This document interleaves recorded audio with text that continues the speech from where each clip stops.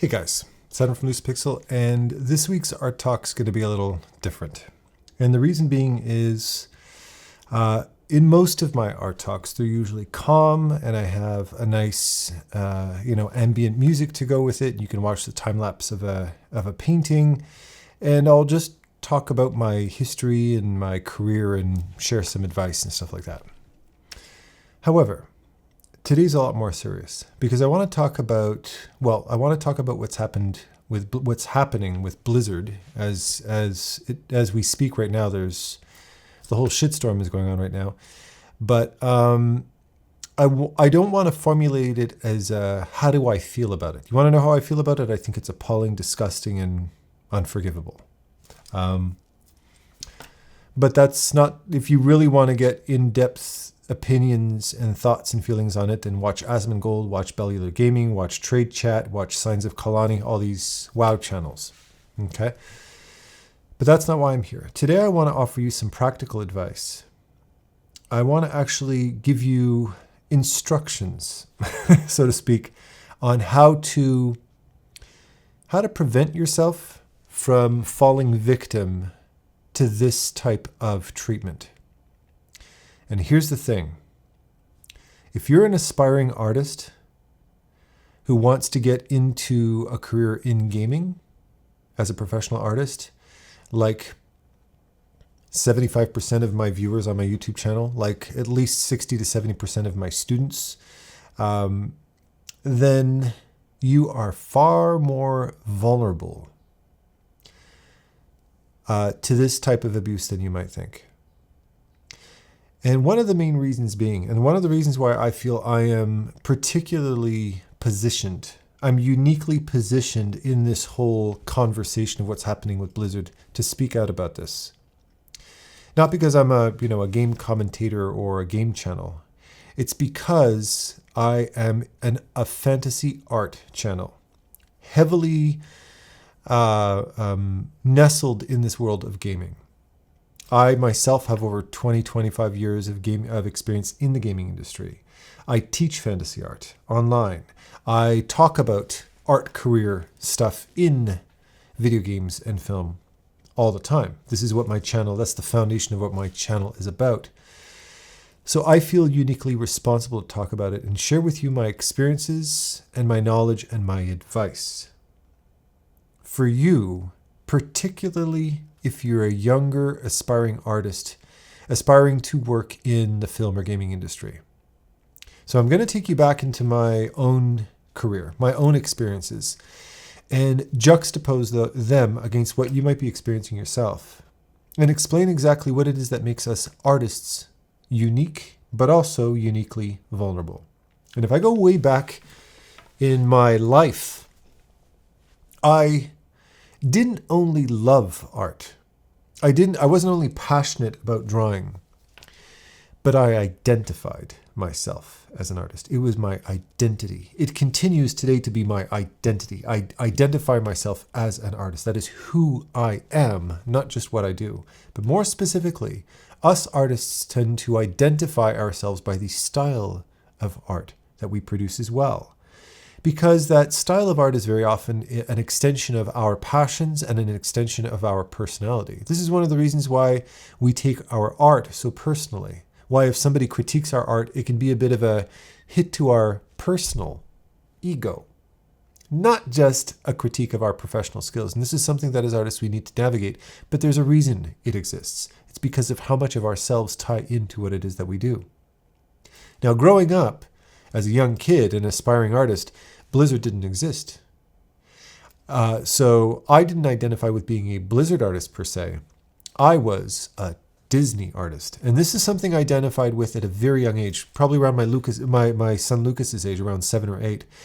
I identified so deeply as a Disney artist that I even fashioned myself a little business card of a guy sketching at a drafting table in kind of 1930s attire with Walt Disney cartoonist on the card. And I kept that with me for years until eventually the paper that it was drawn on faded away like tissue paper, basically. I don't know whatever happened to it. It might be still lying around somewhere.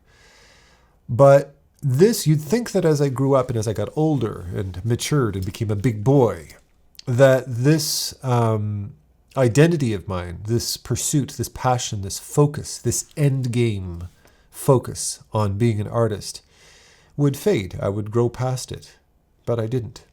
And all through elementary and all through high school and all through college and all through university and well into my career, I identified as a Disney artist.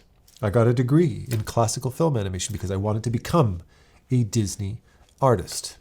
When I was in high school, people called me Adam, the Disney guy. And any Disney movie, I was there on the release date. I was there on the day a movie would open. I was there at the first screening in the morning. I would stand in line as if I was waiting for the first iPhone. Okay? I was that obsessive. I could recite every single Disney film verbatim from the first to the last word in the film because I watched them hundreds of times. I still can to this day.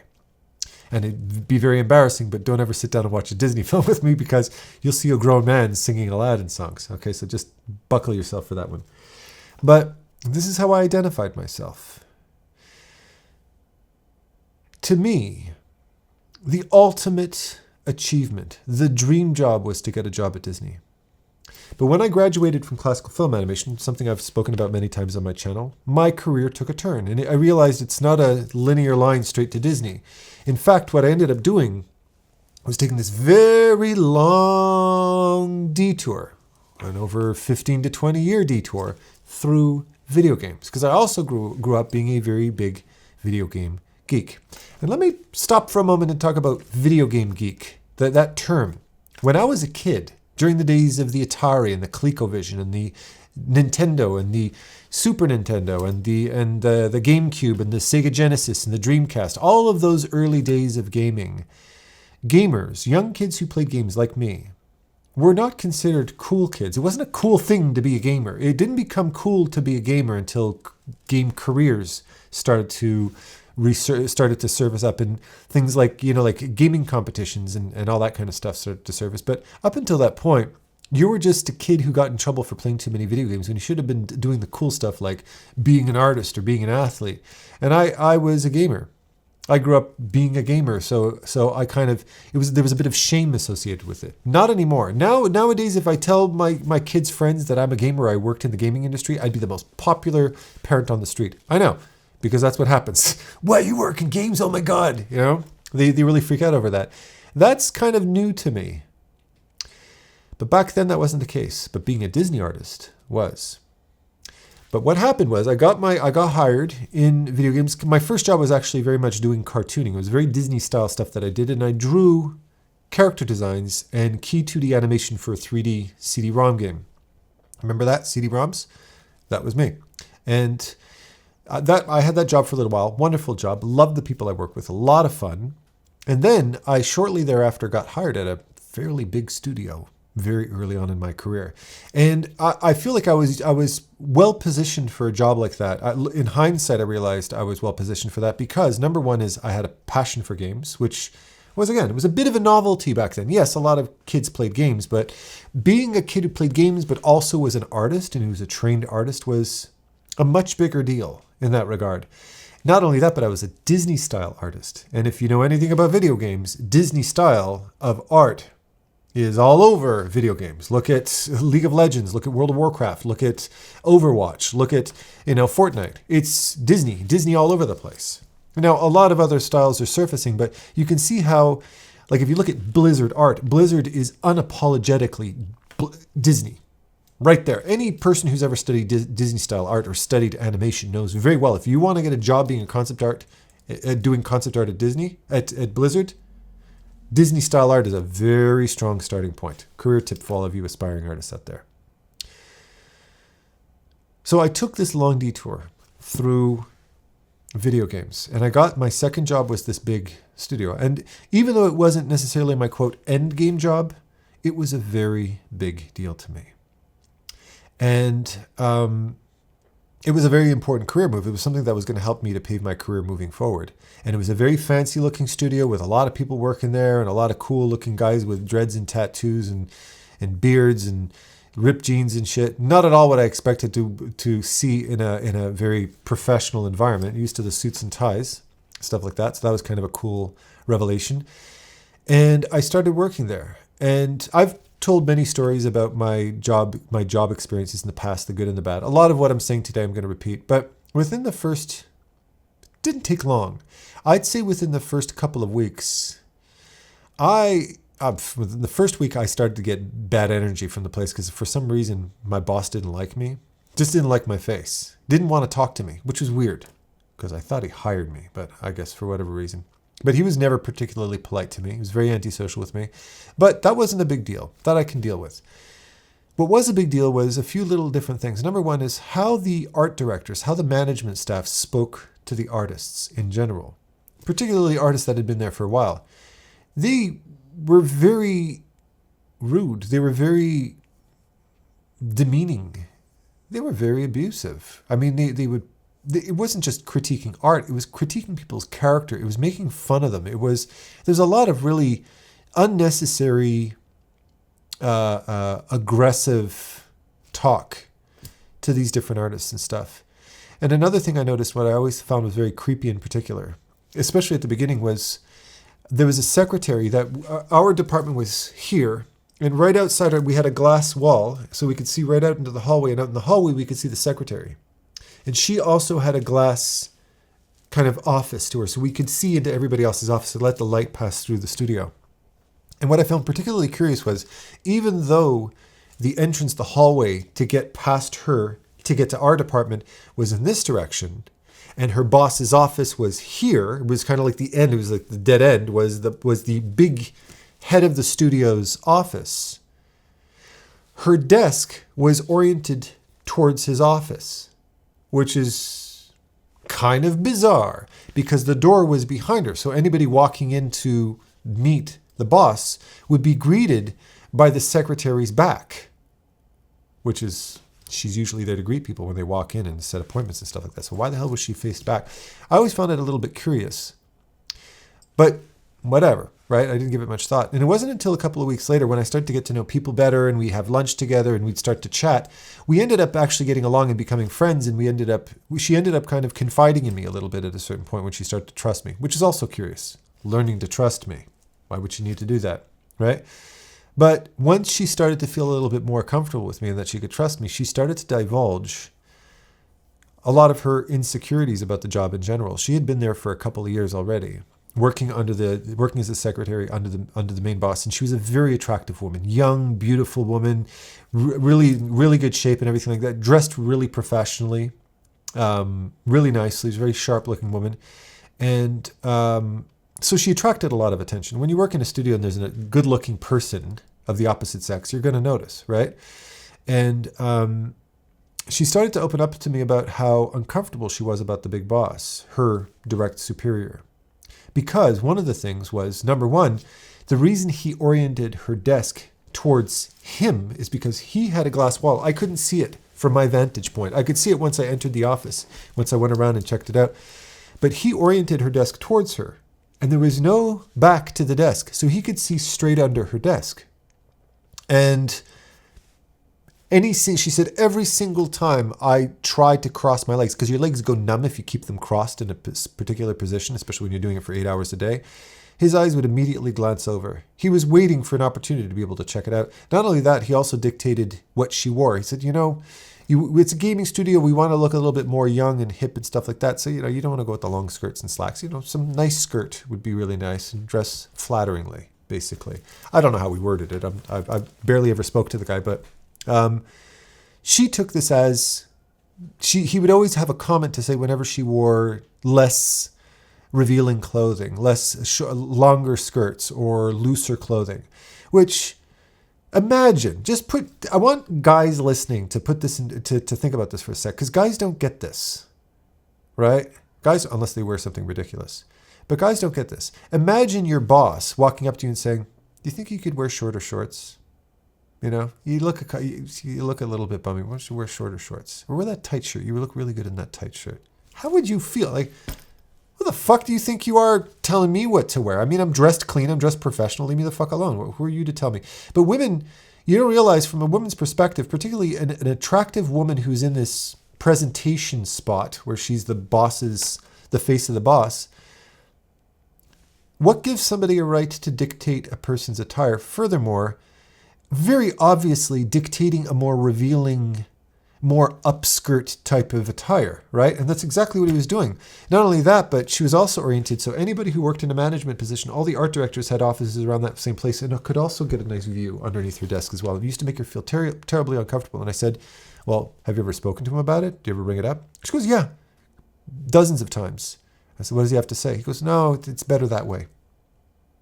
And she said, well, I don't feel comfortable with people looking underneath my desk and staring at my skirt. And he go, yeah, no, but we prefer to have it in this direction, even though it was completely nonsensical to have it in that position in the first place. If he ever took it further than that, I don't know. But that in and of itself is sexual harassment. You're positioning your employee and dictating what she's wearing so you can stare up her skirt. That's an incredible violation. But it was a good job. It was a nice studio. What's she going to do? Is she going to talk to HR about it? Well, that's the thing, isn't it? HR should be there to represent the employees. They're their human resources. But from my experience, sadly enough, from my own experiences in this very studio as well, HR, there's nothing humane about human resources. They don't, 99% of the time, they don't represent the employees. They should. They know their job is to. But more often than not, they end up representing the company. And the boss is the company. They represent her or him. And as the expression goes, if the head of the fish stinks, right? If you want to complete that, it's if the head of the fish stinks, you throw out the fish, right? That means everything about the fish stinks. And that's the thing. She knew that. She's smart. She's a professional. She was older than me. And she knew that she knew from being somebody who worked as a secretary, somebody who is in a communications position, that HR would not support her. And if she ended up making something public about it, it's her job that would get lost. He founded the company. If she complains, she loses her job, and she didn't want to lose her job. So I have a feeling she was a strong enough character that had he pushed it a little bit further, she probably would have lost it. She would have left. She seemed strong enough to do that, but she wasn't in the same position that a lot of us artists find ourselves in. But she was in a vulnerable enough position having a good job that probably paid a decent salary. But there's more. Because I also had a male colleague of mine. Now, I'm 6'3", I work out, I've always been a big guy, and being physically threatened is not something I've had to put up with a lot. I have been physically threatened. It's a terrible feeling. But it doesn't happen to me a lot just because superficially I look like somebody who can defend himself. But I had colleagues who were smaller guys. And I heard a lot of nightmarish stories. And these were stories that went through the whole department. This was like common knowledge that one of the directors, and I think I might have even spoken about this in the past, one of the directors was verbally abusive to this one particular artist who worked face-to-face with me. And he was verbally abusive to him all the time. And one day he had decided to stand up for himself and say, hey, knock it off. Because he would do it right in front of everybody. There was no candor to it. It was just right out there and start insulting him and making fun of him and humiliating him and all kinds of shit. Just basically using him as a verbal punching bag. And he stood up for himself. And the other guy walked right up to his nose, shoved him on the floor, right there on his ass, and looked at him with the calmest look on his face and said, do something about it. Right there in front of everybody. And apparently everybody in the studio they were all still working there, right? This had happened months before I started working there, but apparently they were all just sitting there going, what did I just see? And he's lying there on the ground. He said, he was laying on the ground for probably around 20 seconds in just a state of shock. He never knew that line. He never fathomed that line would get crossed. Furthermore, completely publicly, in front of the boss's face, his direct superior, everybody saw it. And he just did it. And he expected somebody to jump in and help him. But the juniors, the artists, were afraid to, and the management didn't give a fuck. They had all been there for a very long time. And this is where the whole Blizzard story starts to become very, very nostalgic to me. There's a lot of nostalgia associated with hearing these stories from all these different YouTubers and stuff in the news and what I went through. This whole bro culture, this whole elite clique culture, this ecosystem that encourages this kind of behavior. Like I said, if the head of the fish stinks, and if the head of the company is a misogynistic, abusive piece of shit, then he is obviously not going to hire management staff that work under him that will challenge his behavior, because they'll oust him, they'll publicly humiliate him, they'll damage the company's reputation. So that head boss is in a particularly solid position in terms of being protected. And anybody who he hires is going to most likely fit into that ecosystem. And you could tell because they would all, on their lunch break, they would go out and smoke cigars together. And they would always hang out at each other's houses at night and have dinner with the missus and, and meet the kids and smoke cigars and oogle each other's entertainment systems and come back at work the next day stinking of cigars and booze, half hungover, laughing about the night before. The shit was very common. And you can see that there was this divide between the bosses and the artists. It was like the elitist club, the golf club, but they don't let anybody to touch their grass, right? That kind of thing. And it was cringy, it was annoying, and it is, if you followed my channel for any length of time, one of the number one reasons why the elitist attitude never finds its way into my videos. Not in a million years. This is the most anti-elitist art channel you're ever going to meet. Not to imply that my friends' channels aren't, but you're never going to hear me saying, if you want to do the big boy stuff, you're going to have to do it like we do it over here. All right? Now grab a beer and shut the fuck up, and Daddy's going to teach you how it works around here.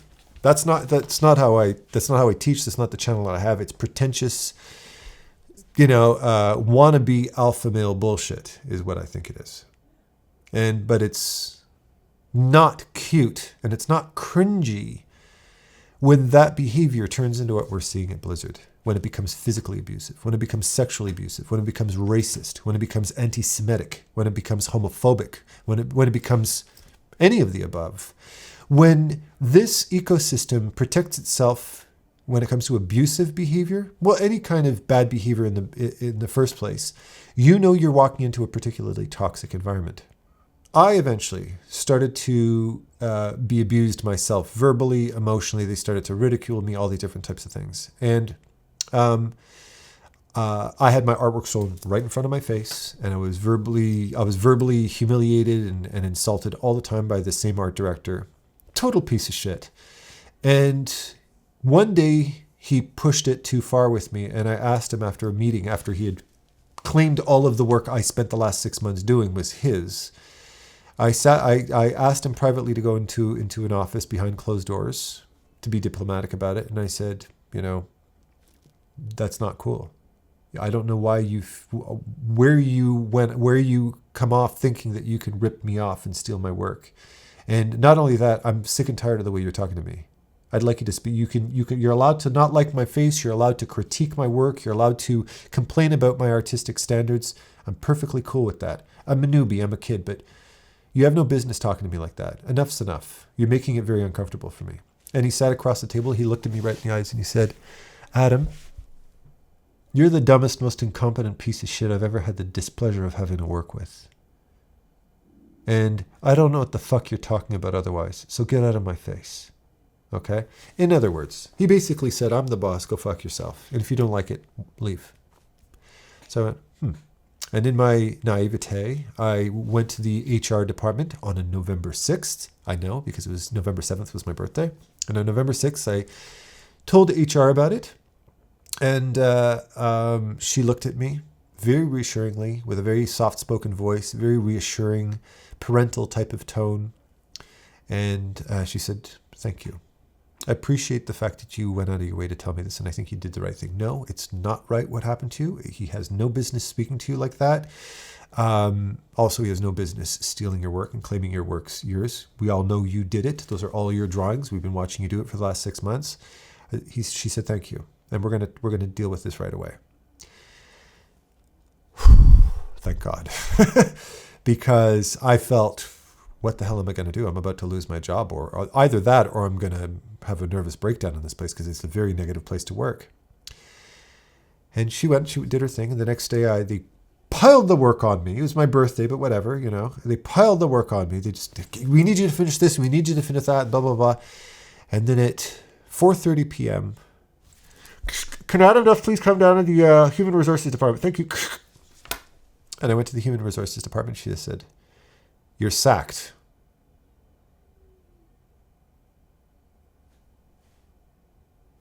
What? Today's your last day. That's why you got me to do all that shit.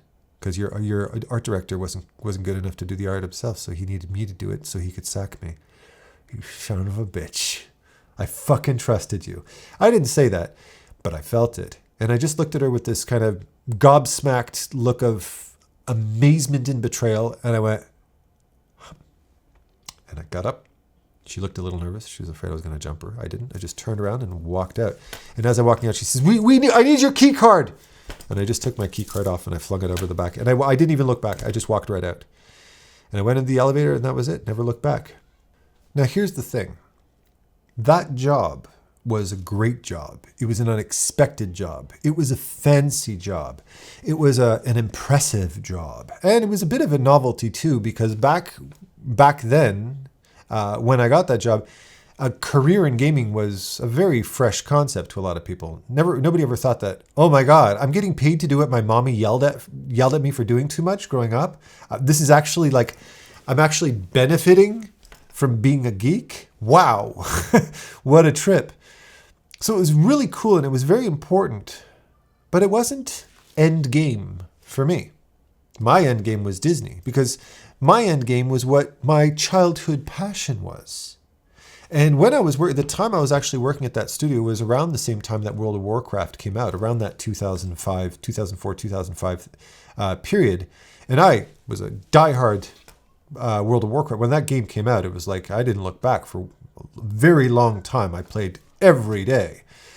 But I was already a professional. It wasn't my childhood fantasy to work on World of Warcraft. It was just a really, really cool, awesome game that was revolutionary, that influenced me moving forward. But my end game was Disney. And Disney is what tied into my identity. Blizzard was just a very cool thing. But here's the thing. To a huge, I'd say the majority demographic of my listeners on my YouTube channel, the majority demographic of my students that I teach were raised on World of Warcraft. It was their end game. It is their end game. And I can't even count the number of portfolios, artists that I've worked with where I would ask them, what kind of art would you like to produce? And they say, well, Blizzard style art. Blizzard style art is a genre, like Souls art is a genre that I adhere to myself. But it's a genre. People don't want to get a career in gaming. People want to get a career at Blizzard. Blizzard is the great northern star. Yes, there's a lot of other great companies, but Blizzard's always been regarded as this northern star, this godly thing. So you got to put it in context.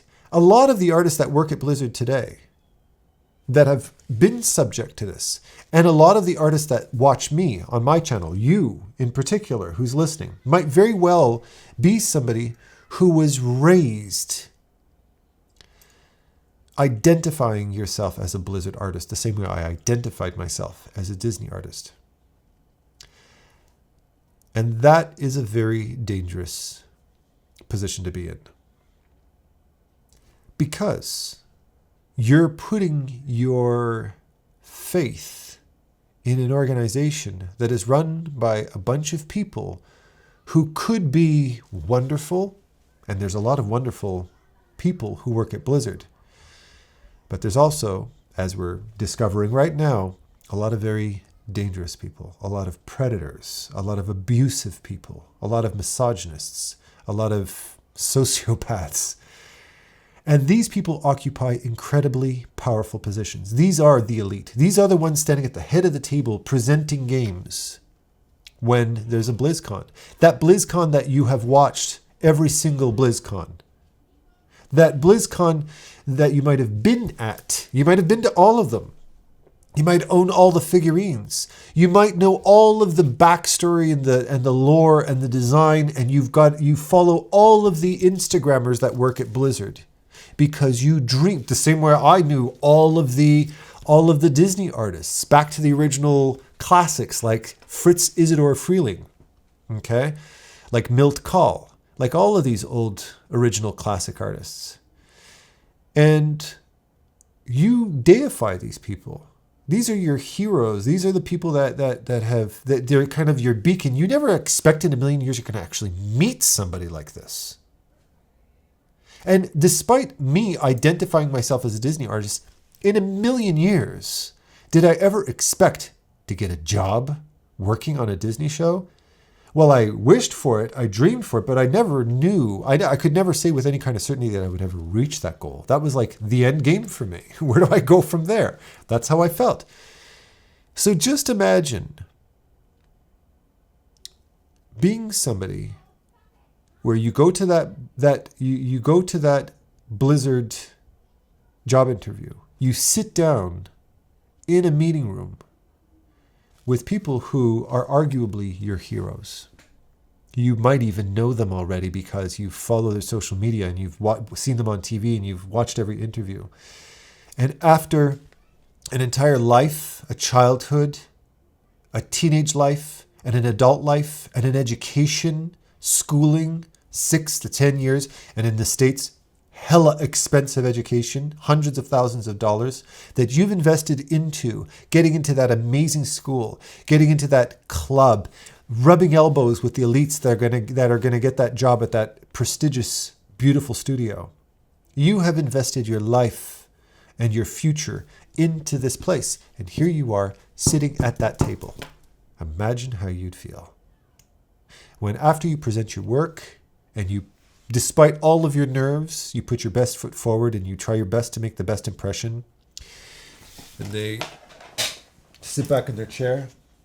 What do you think?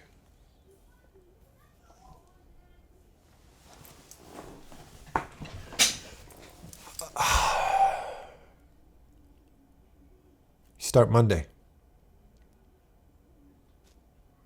How would you feel?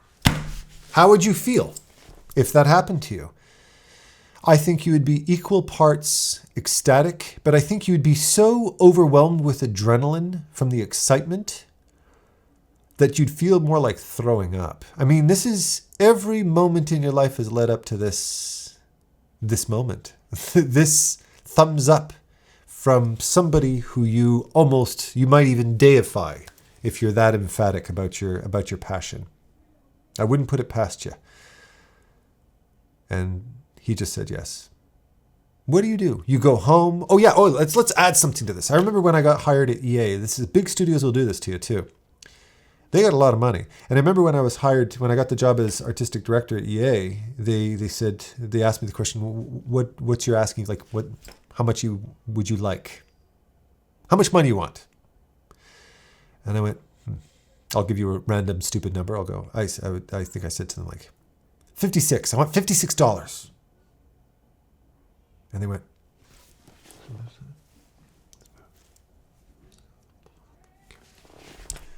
how about $387? And he went, whoa, what? $87? And he goes, no. $387. What? Are you drunk? No. 400. Actually, why don't you just make it an even 400?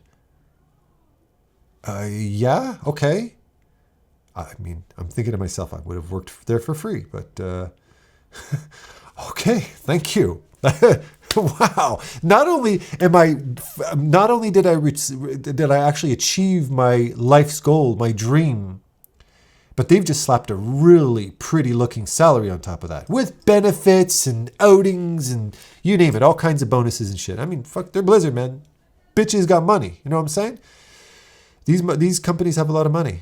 And you go home, you get your hair done, you get new shoes, get your, buy all new shit, new clothes, get yourself all ready, you get your nerves together, you tell everybody about it because holy shit, this is a big deal. And you walk into that studio the following Monday, and there's your hero.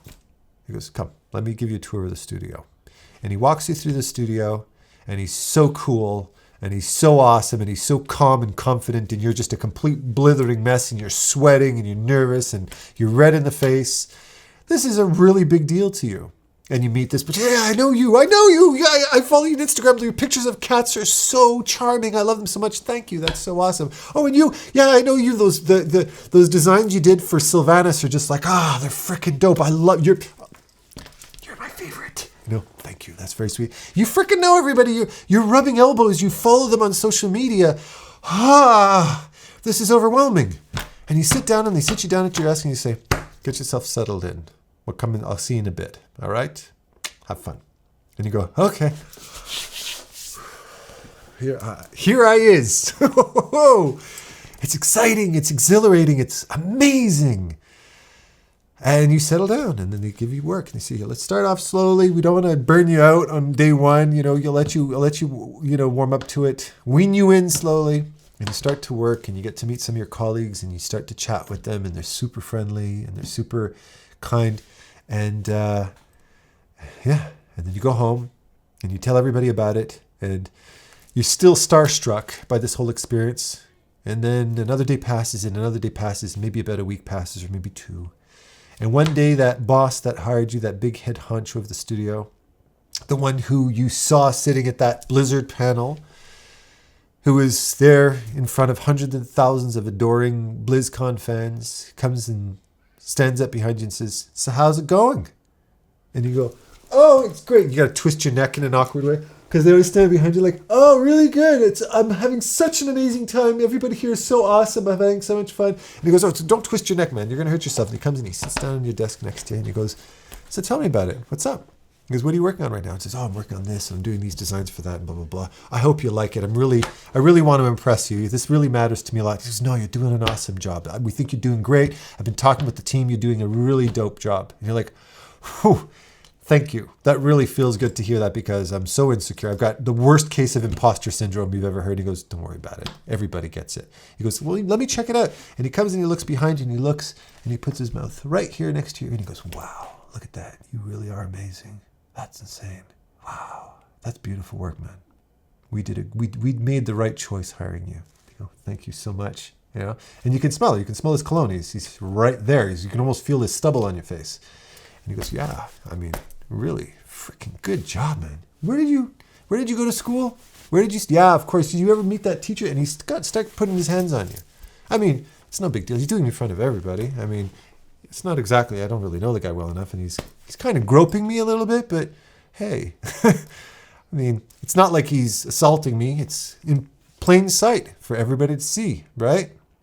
And nobody seems to be saying anybody about it. Nobody's reacting to it.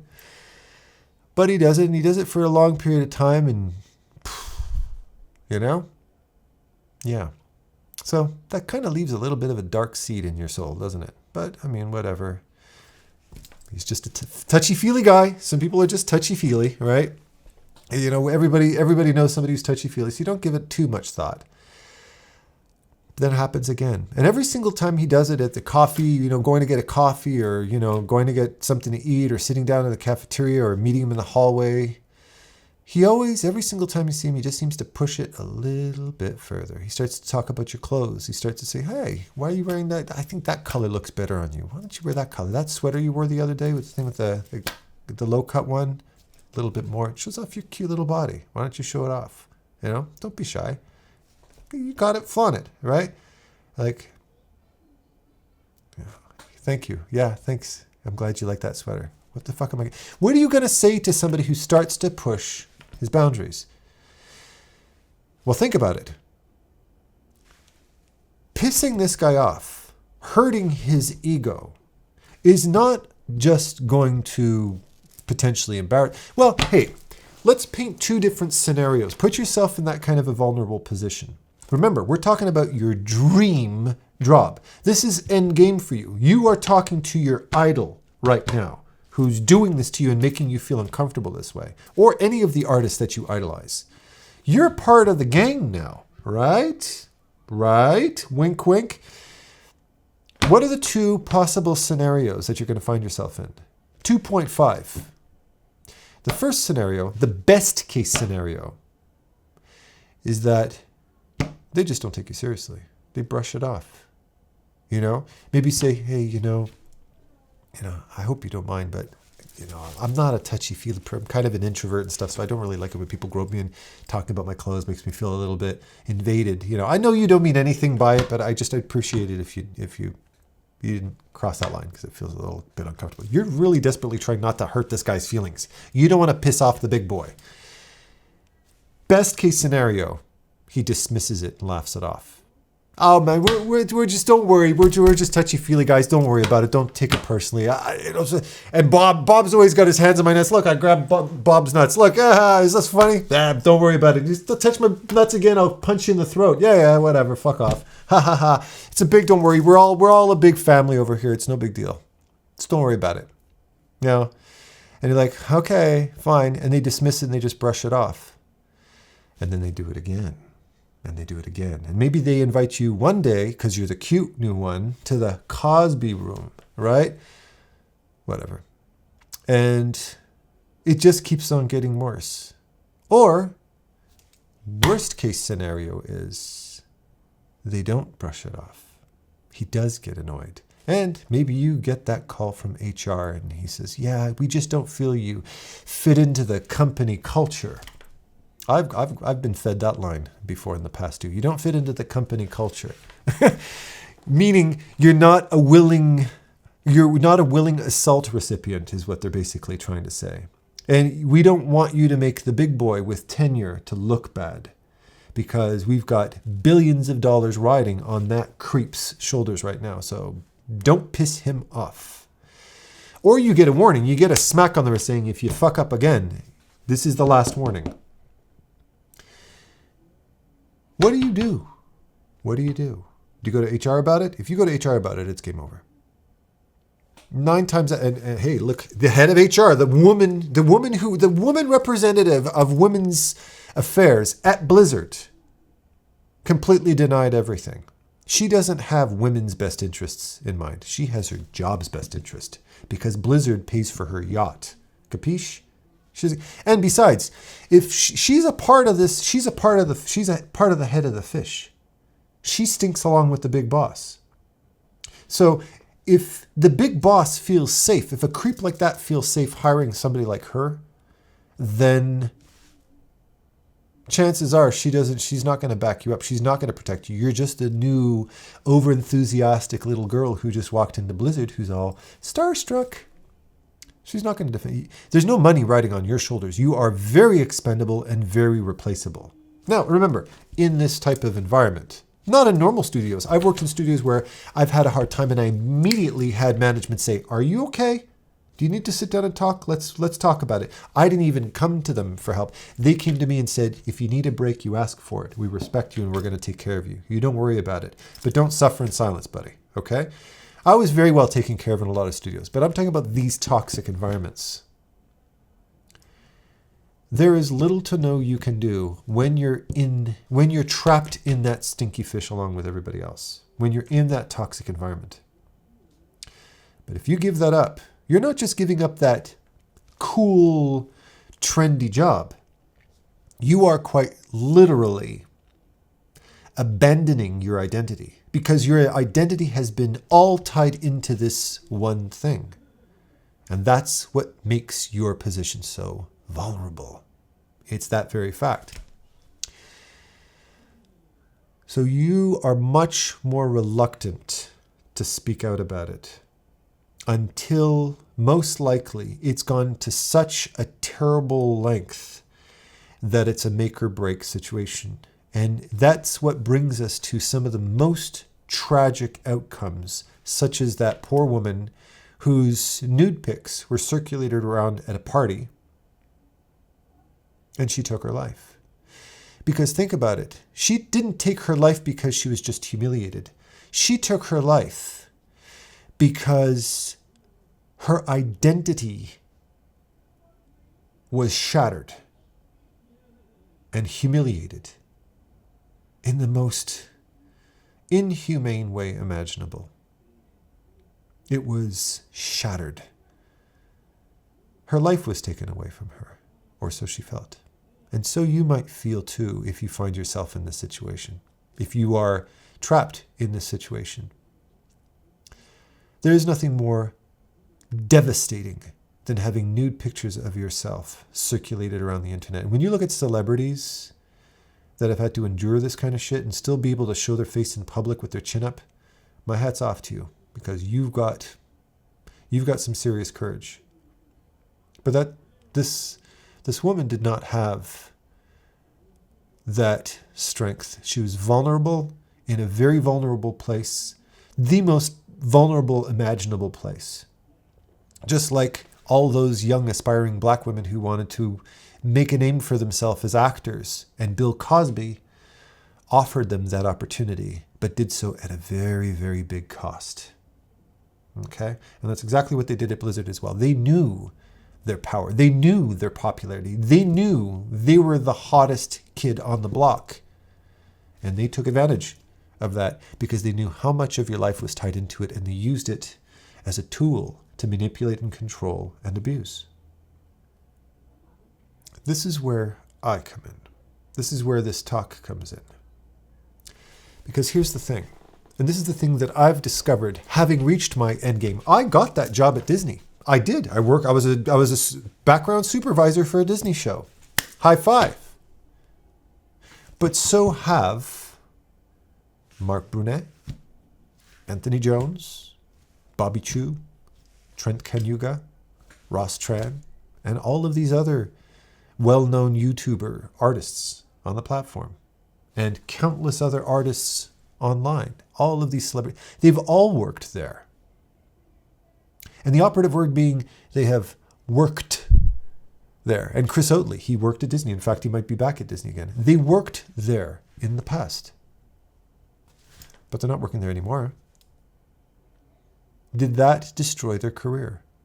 No. And in fact, every single one of them said, I worked at Disney, I worked at DreamWorks, I worked at Blizzard, I worked at Riot Games, I worked at whatever. But I quit my job because I wanted to do my own thing. Were they sacrificing their life? No. They all attest to that reality that eventually dawns on you after the novelty of working for this super dope company wears off. It's just a job.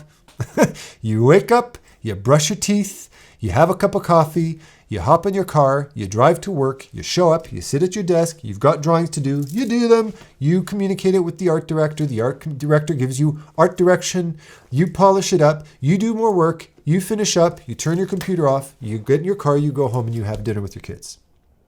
It's a job, like every other job. And by the time I got that job working on the Disney show, I had already been through 20 years of gaming career, and I'd had my good and my bad. I'd worked for big studios and small studios, and the novelty wore off. And what I realized was the most important thing that you need to realize that will prevent you from getting caught up in this vulnerable place. The reason you got that job is not because it's the end game. It's because your art and your skill reached a standard, reached a quality that made it eligible to work for a studio like Blizzard. You were good enough to work at Blizzard, not because you knew all the Blizzard stuff, not because you knew all the Blizzard history, not because you were a fanboy or a fangirl. You got hired at Blizzard because you were a good enough artist to get the job. But by being a good enough artist to get a job at Blizzard, that also gives you the art good enough to get a job at Lucasfilm or at Industrial Light and Magic, or for Magic the Gathering, or at Riot Games, or for Electronic Arts, or any freaking studio you can put you can set your imagination to. You can work in film, you can work in gaming, you can work in fantasy art, you can do trading cards, you can do anything you want. You're good enough because you earned it Through hard work and education and perseverance and passion and sacrifice, you earned that position. But the company never did and never will define who you are. They're just an achievement. They're a notch in your belt, one of many notches in your belt. And so long as you don't burn your bridges through poor behavior, shitty attitude, abusing other people, like all these cocksuckers at Blizzard, or a lot of the cocksuckers that worked at Ubisoft, maybe even still some today, who knows? I'm not there. But all of these idiots that are finally being ousted, the top, la crème de la crème in terms of prestige and popularity in the gaming industry, they will never get a job again. But you, my dear, can get 1,000 jobs because you are not an abuser, because you're not a misogynist, because you're not an anti-Semite, because you're not a homophobe, because you're not a racist. You're not a misogynist. You're just a really freaking talented artist. And you just have this other notch in your belt. When I stopped working at Electronic Arts, when I stopped working at Disney, it didn't destroy me. It didn't defeat me. I was upset. Shit happens. And the reason I left was because both they and I agreed that I wasn't a good fit. How ironic is that? So they told me I didn't fit into the company culture, despite treating me like absolute gold. They were wonderful people at the studio I worked at. Wonderful people, one of the best bosses I've ever had. They were incredibly fair to me, but they had a demand of me that I wasn't willing to give, which is so ironic when I spent my entire life dreaming to do just that. But I'm okay. And since then, I have continued to thrive, and I started my own business, and here we are today, all these years later, and I couldn't be happier with my life, and I couldn't be happier with my career. But I know for a fact, I am very much aware, just like those guys at Blizzard are, that when I told you a couple of minutes ago that I was an art director at Electronic Arts, and when I told you that I was a background supervisor at Disney, and I've worked for a multitude of different well-known studios as well, which I'm not going to talk about because I don't want to oust them. But that when I said that, your ears perked up, didn't they? You took notice. You're an artist. You probably play games. You paid attention, didn't you? And as soon as I told you that I worked at Disney, or as soon as I told you I worked at EA, you immediately went, this guy knows what he's talking about. This guy's been there. He's done that. And I know that. But here's the truth. Here's the deal. Out of all of the jobs I've ever had, working at Electronic Arts was quite literally the worst job I've ever had. It was a big, fancy, extremely well-paying job, and I couldn't get out of there fast enough. I hated that job. It won worst company in the world to work for. It won that award 2 years in a row. They earned it, okay? It's a shit company to work for, period. Nothing good ever came out of that company. When I worked on the Disney show, it was not a shit company. It was a wonderful company, but it didn't click for me. It was not my favorite job. The companies that I hold in the highest regard are not the biggest ones. They are the small companies, the ones where I had intimate relationships with my colleagues, where we were friends and we went out for drinks after work and we sat close to each other, and we all held very important positions in that studio because we were just 7 of us. And we were accountable for everything that job was, and we took our job really seriously. We really cared and looked out for each other. Those are the jobs that mattered to me in the end the most. Those are the ones that helped me to grow. They're the ones that gave me art direction opportunities that got me into jobs like EA in the first place. Those are the jobs that I hold in highest regard, but I know full well that when I said that I worked at EA, when I told you I worked at Disney, you took notice. The only thing that those companies ever gave me was bragging rights. I worked at Disney. Now everything I say matters, doesn't it? But it doesn't. Because everything that I say can be just as much full of shit as any other artist out there. I'm just name dropping. That's all. It's just a name drop. It's like me saying, oh yeah, I got the Vanuatu Transplant 1 Encores right over there. There's audiophile headphones. And I'm right now speaking into a Rode NTG5. And here's an Aperture 120D Mark II and recording into a Mix Pre 3. That's name dropping. What matters in the end is how I sound and how I feel to you. And whether I'm recording it on a $6,000 microphone or whether I'm recording it on a shitty little lav mic, how I make you feel at the end of the day is what matters. And that's exactly what it has to do with a job. And if you've got if you think about a job like a relationship, the only thing that a company like Blizzard has is the fact that they're really, really attractive. They're really sexy and they dress well. That's it. But they're douchebags. They treat you like shit. They're abusive. They kick their cat and they embarrass you in front of your friends. On all accounts, they're the worst fucking relationship you could ever get yourself into. But they're really cute, aren't they? So for you as an artist, I need you to know, to understand, particularly for young aspiring artists with a very strong focused mind. I want you to understand that I want you to redefine at least your end game, not as being a location. I want your end game to be a standard, a quality in and of yourself that you adhere to, that you respect. And that's it. That's your end game. I want to work for that level of quality. I want to produce that level of quality. That is it. That is an achievement that is entirely controllable by you. Furthermore, it's an achievement that will give you the versatility. It'll give you the freedom to be able to work in any goddamn studio you want. It doesn't have to be Blizzard. It doesn't have to be EA. It doesn't have to be Framestore. It doesn't have to be Riot. It just has to be a place that stimulates you and a place that excites you on a personal level.